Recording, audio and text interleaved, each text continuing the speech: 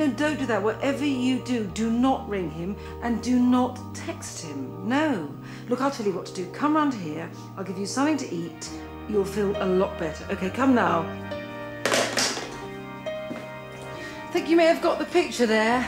Sobbing girlfriend on the phone, and a small bit of tea and sympathy is required, but I think an express batch of chocolate chip cookies will administer all the comfort that's required.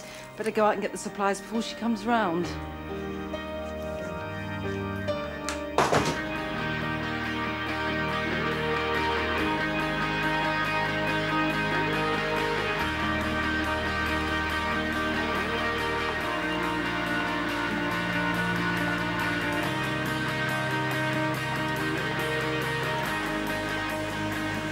She'll be needing a nice cup of tea, of course. Oh, and I want some cocoa.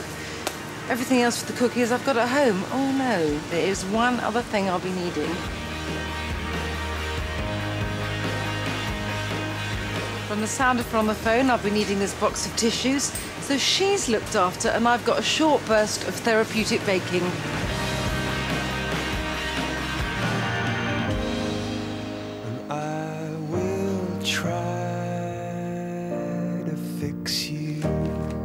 I am aware that you can buy perfectly decent, sometimes even good, chocolate biscuits or chocolate cookies from shops. But until you've had these totally chocolate chip cookies, you don't know what one can be like. I have to say, they can make strong men and women weep with gratitude. And they're quite good, though I say it myself, at mopping up tears as well. I'm going to let the bowl of chocolate melt over the gently simmering water while I get on with the rest of the biscuits.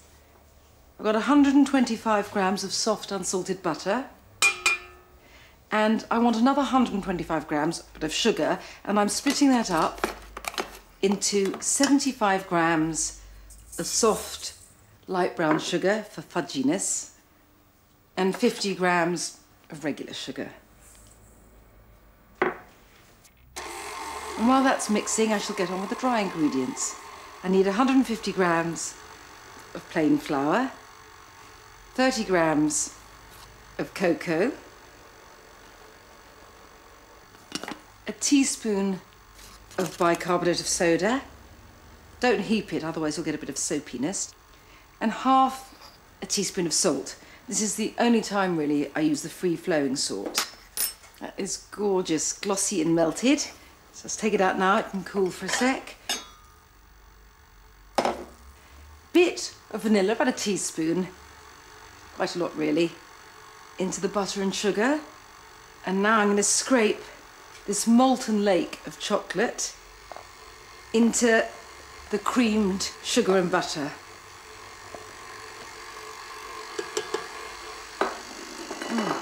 And now a sprint to the fridge.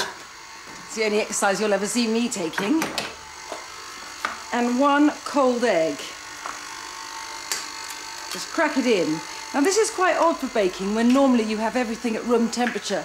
I was given this recipe by someone who is a complete chocolate fiend, Eleanor Clivens, and she told me to use an ice cold egg. So I do what I'm told, and these are perfect. And now I'm going to tip in the dry ingredients. Now you might think that was it, and it is really, except for 2 whole packets of chocolate chips. In they go.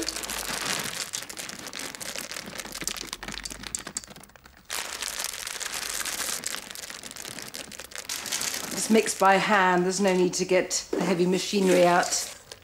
I love the clattery noise that they make as you mix them into the batter. Now, I agree that to some people, using half a kilo of chocolate to make 12 biscuits may seem excessive, but I can tell you, I don't put a price on alleviating human suffering.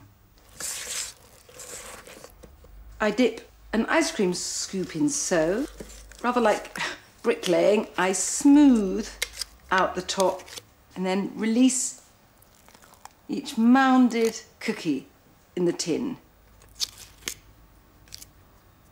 I get 12 exactly out of this amount, but what I do is I bake 6 instantly, and for those periods of unforetold stress that lie ahead, I have 6 of them squirreled away in the deep freeze to administer instant comfort. So into the freezer with this lot. Oven with those. It's 170 degrees and they need 18 minutes, by which time I will be ready to administer top-class comfort.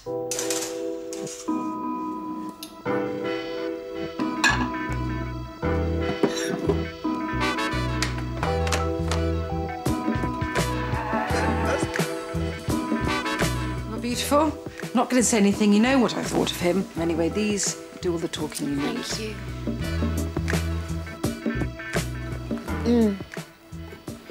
No, you're right, you know. He wasn't right, but they're definitely right for me. They are, aren't they?